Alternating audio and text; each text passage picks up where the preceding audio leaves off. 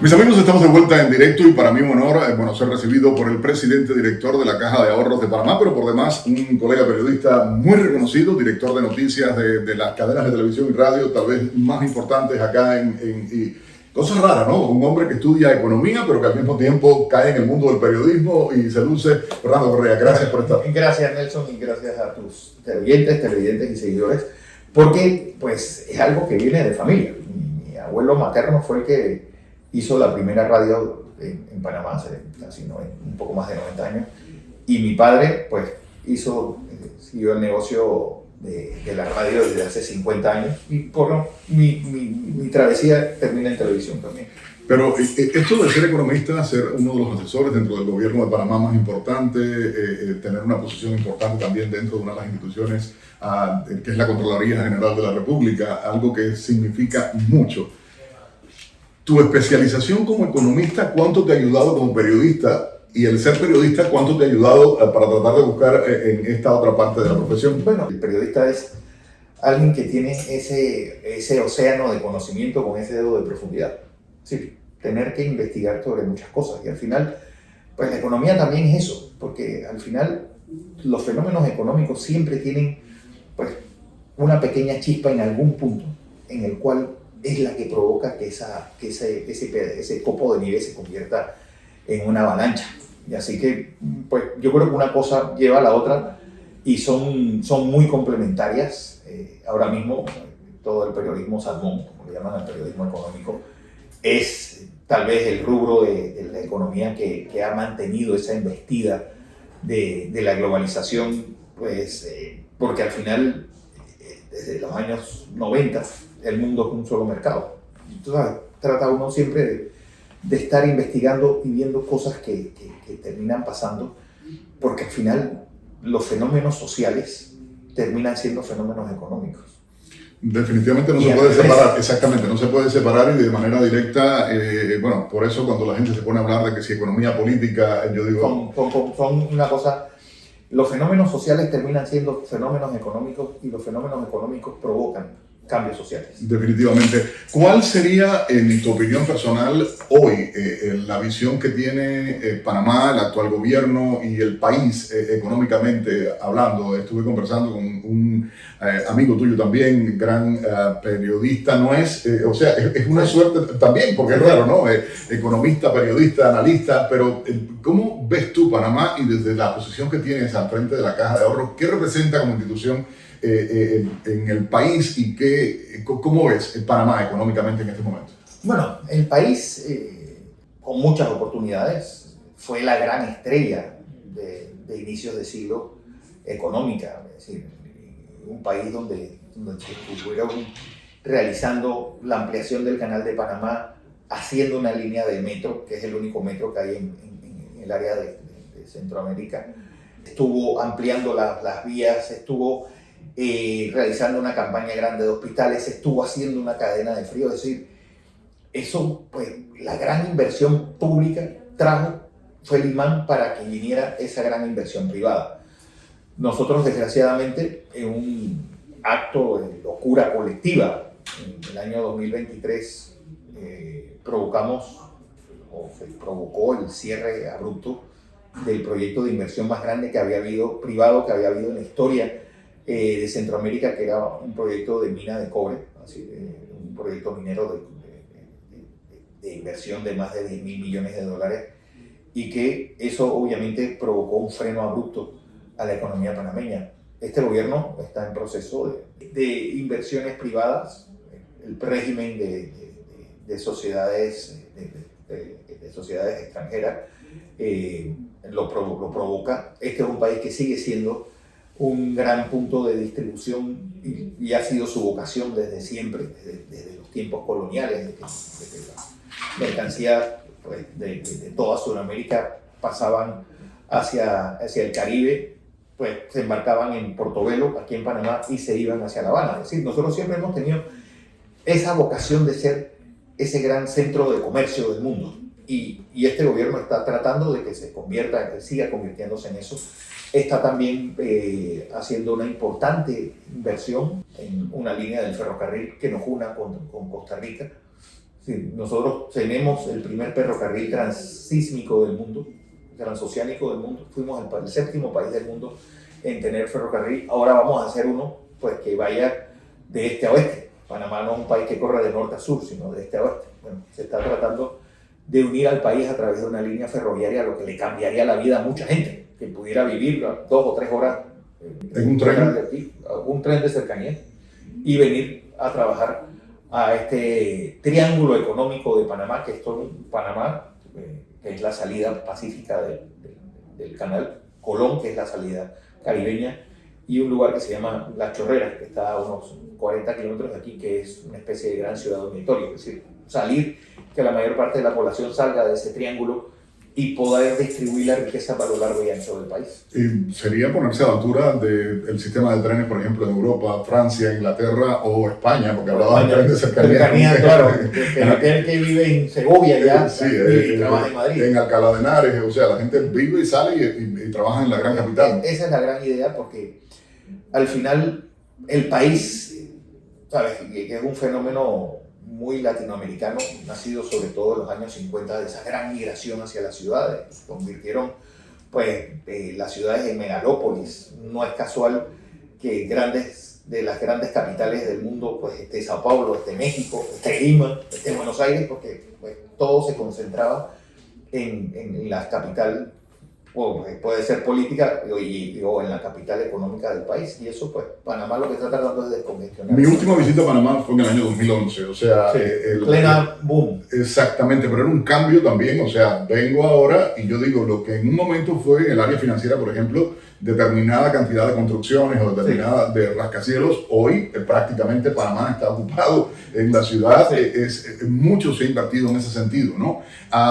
¿A qué apuestan realmente? Porque también sé las declaraciones del presidente en torno a el tema de los microchips. En Estados Unidos en las últimas horas se ha hablado con mucha fuerza de ese tema. Digo, es decir, por ejemplo, Panamá tiene la segunda zona libre más grande del mundo, que es la zona libre de Colón, detrás de Hong Kong, y nacida gracias a que pues, el régimen de sustitución de importaciones hizo que aumentaran los aranceles en todo el continente, y pues esa oportunidad nos dio crear este emporio. Sí. Ahora que está en este proceso de rearme arancelario en Estados Unidos, pues va a haber también, tal vez haya una ralentización en el comercio, pero sí habría que buscar puntos importantes para ver qué tú haces con esas mercancías mientras vas buscando mercados, porque si Estados Unidos sube aranceles, yo creo que va a ser algo que va a contagiar al resto del continente. Así que el comercio sigue siendo la bandera para el desarrollo del país, el comercio, la inversión extranjera, principalmente a estos procesos de terminar, por ejemplo, lo que tú decías de los semiconductores. Es decir, este último ensamblaje y esa distribución, ¿dónde se puede hacer? Pues se puede hacer en Panamá. Ese último ensamble, ahora que estamos entrando en Mercosur, es decir, Brasil no tiene un convenio de libre comercio con Estados Unidos. Productos brasileños pueden hacer esa última etapa en Panamá y desde Panamá sí llevarse a Estados Unidos, porque al final nosotros tenemos un tratado de promoción comercial con Estados Unidos que permitiría hacer eso. Bienvenido sea. Es decir, oportunidades cuando hay ese aumento de aranceles, las hay, porque el mercado tiene que... Contrario a lo que pueda pensarse, o sea, en Estados Unidos la gente decía podía afectar las relaciones internacionales, la Unión Europea tuvo que sentarse con Estados Unidos, hacer concesiones para poder hacerlo, en el caso de China también, Trump empezó un poco con la vara alta, luego bajó, pero se llegaron a acuerdos, igualmente con China, que han sido positivos, y luego hablabas de los vínculos, las relaciones con Centroamérica, concretamente de Panamá. ¿Cómo ves la posibilidad de convertirse realmente en baluarte? O sea, cuando se habla de índice de nivel de vida, etcétera, etcétera, Panamá, contrario a todo lo que pudiera pensarse estando a nivel alto de ingresos, tal vez. Está bien. No hay que perder de vista, que en ese sentido tenemos un país que tiene unos números sociales muy importantes como Costa Rica. Panamá y Costa Rica tal vez sean la excepción del área, pero hay algo que también, cuando se habla de Centroamérica, sí, hay que tomar en cuenta de que desde los tiempos de la colonia, y eso es algo que marcó mucho, nosotros éramos parte del virreinato de Nueva Granada, no del virreinato del virrey nato de México. Es decir, todo el istmo centroamericano, hasta Costa Rica, siempre tuvo una relación más directa hacia México y entre ellos. Por eso las banderas se parecen, tienen el mismo día de independencia, todos fueron un país durante un tiempo, todos fueron parte de México durante un tiempo, y Panamá estaba más ligada a Colombia.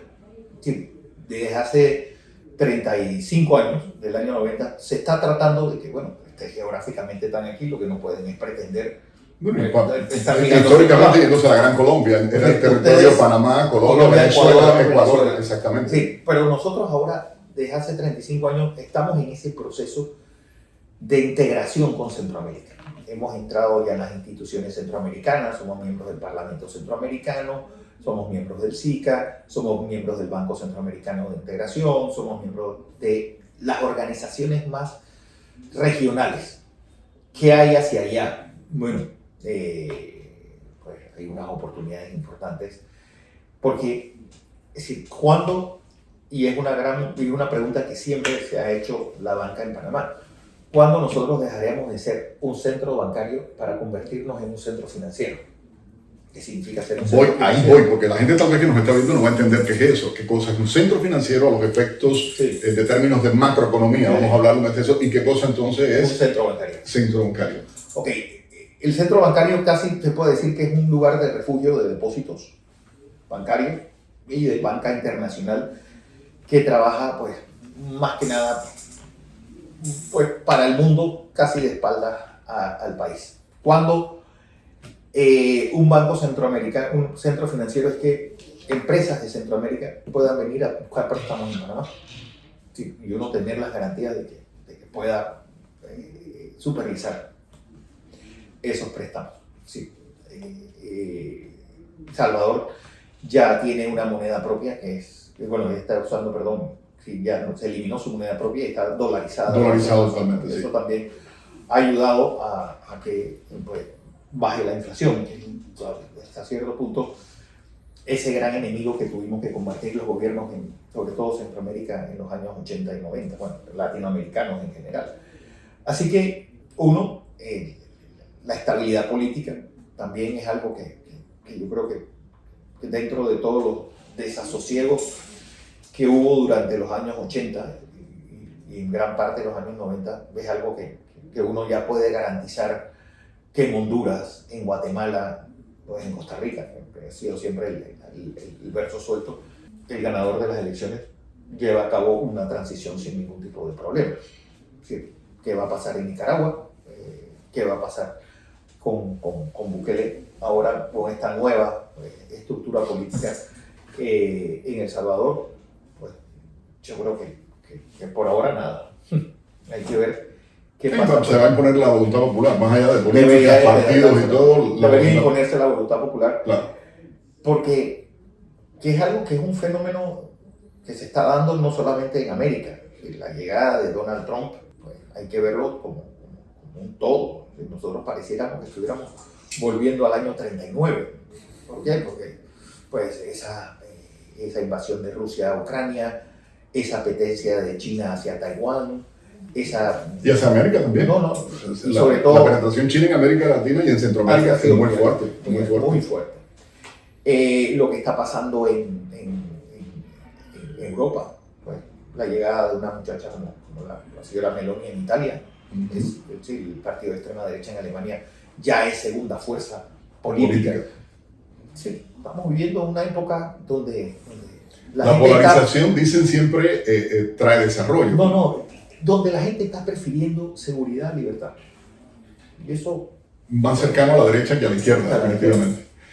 Pensando en Panamá, pensando en su posición como presidente director del banco, de la Caja de Ahorro, para mucha gente tal vez no se entiende. Bueno, es un banco. Es un banco normal. Ya normalmente de caja se quedó con el nombre histórico por pero es un banco comercial, es un banco regulado por la Superintendencia Bancaria de Panamá. Así que no es algo que tengamos una regla especial. Lo único que el accionista principal es el Estado panameño. Quiero regresar con algo que mencionabas y hablabas de la influencia de Donald Trump. O sea, a raíz de la llegada de Donald Trump se dio esta disputa con el presidente, el tema del canal, y por una mala interpretación, creo yo, porque además hubo euforia de ambas partes a la hora de hablar. Luego el propio presidente aquí dice, espérate, no es eso, porque legalmente tampoco se puede hacer lo que se estaba diciendo, ¿entiendes? O sea, era como que fajarse por algo que no tenía sentido, ¿no? Totalmente. Y yo digo, ¿cuán importante puede haber sido la llegada de Donald Trump para Panamá como país y la llegada del presidente igual Murillo? Sí, exactamente, como presidente en este momento en el gobierno. Bueno, alguien que yo creo que tal vez José Raúl Mulino sea una de las personas que con mayor experiencia ha llegado a la presidencia de la República. Él fue vicecanciller, canciller, magistrado suplente de la Corte Suprema de Justicia, fue ministro de gobierno, fue ministro de seguridad. Es decir, es alguien que entiende el Estado. Ha pasado por las carteras más importantes en cualquier gobierno, ¿no? Que ya sabes que en estos países adolecemos de las personas que llegan a la presidencia sin ningún tipo de preparación y sin entender el Estado. Muchos vienen de las asambleas, muchos vienen del partido político, muchos vienen de la clase empresarial, otros vienen pues, de luchadores sociales, pero ninguno les toma mucho tiempo y a veces terminan el periodo presidencial sin haber entendido el Estado. Nosotros tenemos esa virtud de que José Raúl Mulino pues, llega a la presidencia entendiendo muy bien el Estado panameño. Y eso pues es algo que el learning by doing, pues ese aprendizaje no haya tenido tanto tiempo. Es decir, la llegada de Donald Trump, no olvidemos que estamos hablando de la segunda temporada. Es decir, Donald Trump ya fue presidente, ya uno sabe que aquel dicho de que el lobo pierde el pelo pero no las mañas. Uh-huh. Es decir, uno más o menos entendía hacia dónde iba este presidente, hacia dónde va los Estados Unidos, que bueno, tú decías la influencia china en estos países. Pues nosotros en 20 años dejamos de tener a Estados Unidos como nuestro principal socio comercial y se convirtió en China. ¿Sí? Y es algo que ha pasado. Si tú ves el mapa mundial de 2001 y el mapa mundial de 2024, verás que cómo va treñéndose de rojo en vez de azul. Y en América Latina no fue la excepción. Bueno, economías tan grandes como Brasil, pues tienen su principal socio comercial a China, Colombia, ahora este puerto que China ha hecho en Perú. El Salvador también, hay un puerto importante ahora. Pero es pequeño, es pequeñito. Bueno, pues también es territorio del Salvador, como yo digo, uno se monta en un carro y camina a El Salvador. Una piedra la tiras y queda del otro lado. La tiras en la frontera con Honduras y cae en Guatemala. Sí, exactamente. Pero tienes ese puerto de Buenaventura en Colombia. Un puerto exactamente hecho para sacar mercancía colombiana hacia China. Sí, pero ¿por qué ocurrió eso? Es lo que nosotros debemos ponernos a pensar. ¿Qué estaba haciendo Estados Unidos mientras eso estaba ocurriendo? Aquí nosotros tuvimos embajadores que para ellos era más importante la marcha LGBT que tener una relación concreta con un país que históricamente ha sido amigo, aliado, ha sido socios comerciales. Ha sido un matrimonio que ha tenido altas, bajas, peleas, te han echado de la como casa. El más humano de los matrimonios. Pero ¿qué estaban haciendo esos embajadores mientras la penetración china estaba llegando a Panamá? Sí, es una pregunta que debe hacerse los Estados Unidos. No solo en Panamá, ¿entiendes? No, o sea, es para toda América Latina, o sea, se olvidó el continente, vamos a decirlo. Estados Unidos le dio la vuelta, es decir, cogió lo mejor del continente en materia comercial, que era México, lo sumó a su bando y trazó una frontera en Yucatán y dijo, bueno, de aquí para abajo vayan ustedes y sálvense como puedan. Que es algo increíble. Si tuviera la posibilidad de enviar un mensaje al gobierno de Estados Unidos, usted como ciudadano, sí, no ninguna posición, nada, como ciudadano panameño, ¿cuál sería el presidente Donald Trump a los políticos norteamericanos? Bueno, uno, que tienen que ver a Panamá como un aliado, no como algo que decir, que nosotros los panameños, la lucha por la recuperación del canal fue nuestra razón de ser durante todo el siglo XX. Es decir, hay un político que incluso fue candidato a El Salvador por la democracia cristiana llamado Fidel Chávez Mena, que él tiene una conferencia que es interesante, que es ¿qué hubiera sido de Estados Unidos de no haber existido el canal de Panamá? Hubiera sido un imperio y los panameños durante muchos años se puede decir que estuvimos subvencionando a los Estados Unidos. Estados Unidos puso la tecnología, pero Panamá puso la tierra. Panamá puso pues los muertos, como el señor Trump decía, 30.000 muertos, ¿no? Fueron 305 y la mayor parte de los muertos fueron barbadienses, ¿no? Ni siquiera panameños. Y hay algo que es importante. Fue un canal que mientras los norteamericanos tenían pues, la zona del canal, subvencionando viviendas, subvencionando salarios, dando buenos salarios y darle hospedaje a los que trabajaban en la zona del canal, teniendo una fuerza militar importante aquí, pues los panameños estábamos viviendo en casas de tierra y piso de tierra, sin agua corriente y sin electricidad. ¿Por qué? Porque nuestro mayor activo estaba en función de hacer que Estados Unidos fuera una gran potencia mundial.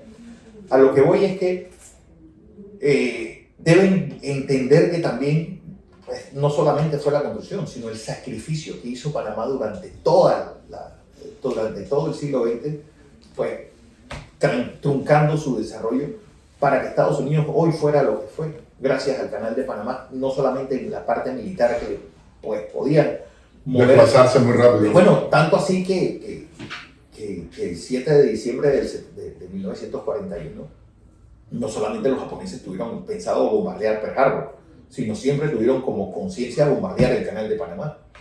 Así que entonces, Estados Unidos tiene que entender todos los sacrificios que hicimos los panameños durante todo el siglo XX para que ellos se convirtieran en una gran potencia. Y eso lo hacen los amigos, no lo hacen los enemigos, no lo hacen las personas que... Pero no ves como panameño a Estados Unidos como enemigo, ni mucho menos. No, el problema es que, ¿sabes? No es que nosotros incluso tuvimos una invasión de Estados Unidos hace 35 años y nuestras relaciones pues, fueron igual de cordiales después de lo que se provocó aquí en 1989.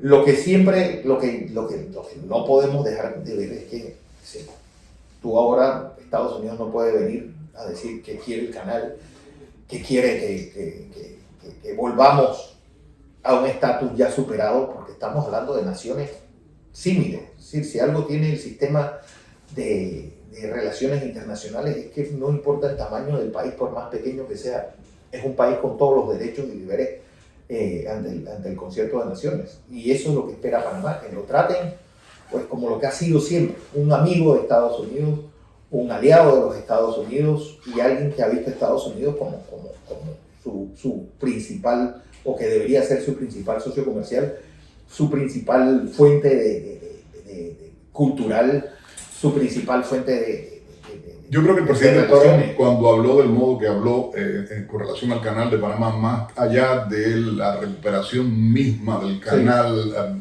violando los acuerdos que existen y todo, sería de esa manera, no.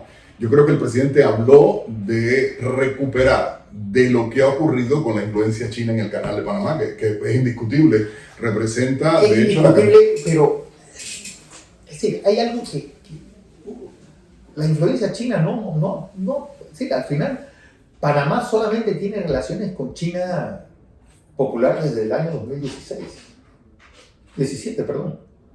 Es decir, nosotros tenemos una relación histórica con China, sí, desde hace más de 150 años. Es la colonia china más antigua de América Latina. Pero en política hay que entender que no hay sillas vacías. Si tú te paras de ahí, alguien va a llenar tu espacio. Es decir, ¿cómo se dio esa relación? ¿Cómo China penetró pues, ese espacio dejado por Estados Unidos en toda América Latina? Bueno, vendiendo productos más baratos, trayendo mejores beneficios, mejores formas de comprar sus productos.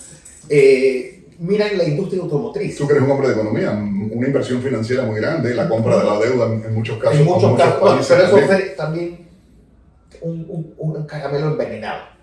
Pero lo hicieron. Lo hicieron. Bueno, mira el caso o sea, sin estar lejos, en Estados Unidos, el porciento que representa, lo increíble de Estados Unidos es que parte importante de la deuda externa de Estados Unidos es con China. Con China y con Rusia. Imagínate, los enemigos fundamentales. Porque el comercio no conoce de partidos de política. Pero, por ejemplo, el caso chino es emblemático. Ya. Porque ahora mismo en Panamá hay 3 marcas chinas entre las más vendidas de automóviles. ¿Y cuántas marcas chinas se venden en Panamá? 15. Entran 2 o 3 por año. De los carros chinos. De los carros chinos. Pero ves en la calle muchísimos carros. De hecho, me he montado y me llamó la atención porque yo dije, qué raro que estos carros coincidentemente y bueno, chinos. Chinos. Y si ves los carros eléctricos, ya a nivel mundial BYD vende más carros que Tesla. Pero ¿cómo ocurrió eso? Pues no solamente porque ellos llegaron o sobornaron a la gente. No, ellos llegaron y donde había que poner dinero ponían. Por ejemplo, y también pasó todo eso. Porque con Estados Unidos pasó también en los años 50, en los años 60. Pero ha pasado. Pero ha pasado. Y tienes el caso, por ejemplo, de las becas. Sí, yo hablaba hace unos días con el canciller y me decía, Estados Unidos da 75 becas al año, China da 3.000. Sí, esos muchachos que vayan a tener ese contacto con China, cuando vuelvan... La mayoría son reclutados por la inteligencia china, no trabajan para las empresas también chinas. No tanto por eso, porque al final es como decir que todo aquel que se da una beca Fulbright va a terminar... No, pero no quiero decir eso únicamente de esa manera. Va a haber una ciudad... Pero se convierten en espías tecnológicos, o sea, comerciales, pues, porque trabajan para las empresas que al final le están pagando. Tal vez no sea eso, porque eso estamos hablando de los casos específicos, por decirlo. Pero tú llevas, por ejemplo... Pero estoy de acuerdo contigo, la proporción de becas que otorga uno y otro... Digo, estoy hablando de las becas porque, por ejemplo, tú llegas a Shanghái y vas a encontrarte una ciudad modernísima, tan moderna como Nueva York, o como Hong Kong, ¿me entiendes? O vas a llegar a Guangzhou, es que se hizo a semejanza de Hong Kong. Vas a llegar a Guangzhou y... Tuve esa posibilidad de vivir las dos Chinas, por decirlo de alguna manera, ¿no? Tal vez, no. Un muchacho estudia en China, viene a Panamá y él empieza a trabajar en Nestlé, para no decir ni una empresa americana ni una empresa china, pero va a tener una visión del mundo muy distinta. Totalmente. Y eso va a ayudar a que él favorezca a ciertas empresas chinas, porque va a encontrarse con un amigo un compañero de clase o cualquier otra cosa por ahí. Y no estamos hablando de carreras universitarias, estamos hablando también de becas técnicas, de gente que va a ver una economía que está creciendo brutalmente y que está, pues, una gran compradora de insumos, que eso es comercio, el comercio trae amistad. ¿Sí? ¿Por qué Europa no ha ido a guerra en los últimos 80 años? Bueno, porque Francia y Alemania se hicieron amigos, es decir, ya no tienen disputas políticas porque ahora son socios comerciales. El comercio trae amistad, el comercio trae eso de que cuando uno tiene... Y también vamos a estar claros, la creación de la Unión Europea fue vital para todo eso, la eliminación de conflictos territoriales, la eliminación de conflictos políticos y sobre todo lo que representó económicamente. O sea, era un capital de todos que no era de nadie, pero empezó a empujar las economías más atrasadas. Fue básicamente cómo hacer que Francia y Alemania, que han ido a guerra en los últimos 80 años, sean amigos. Comercian entre ellos. Eso es tan simple como eso. Fernando, quiero invitarte en otro momento a estar conmigo en el programa. De verdad ha sido un altísimo honor contar contigo, mis amigos. Uno de los economistas más importantes de Panamá, director, ya lo explicaba él, y presidente de la Caja de Ahorros de Panamá, pero al mismo tiempo asesor en el gobierno de Panamá de las más importantes instituciones que tienen que ver con el control, que tienen que ver con la economía. Yo te agradezco enormemente, de verdad, un placer contar contigo en el programa y yo amo la inteligencia, ¿sabes? Y me gusta mucho cuando la gente sabe y defiende con pasión lo que piensa, sin temor a nada y sin ningún tipo de duda a la hora de hablar. O sea, te agradezco por la honestidad también, de verdad. Por haberme dado esta oportunidad, hombre, sobre todo de saludar a la gente de Miami. Yo estuve exilado allí un tiempo de Noriega, y es una ciudad la que quiero mucho y la que tengo muchos recuerdos. Oye, un placer de verdad. Mis amigos, vamos a hacer una muy breve pausa en este programa en directo a través de Radio Mundo, igualmente en todas nuestras plataformas, Oral Voice, también, y por supuesto en la televisión. Te agradezco enormemente por estar con nosotros en el programa. Vamos a hacer la pausa, regresamos. Esto es en directo.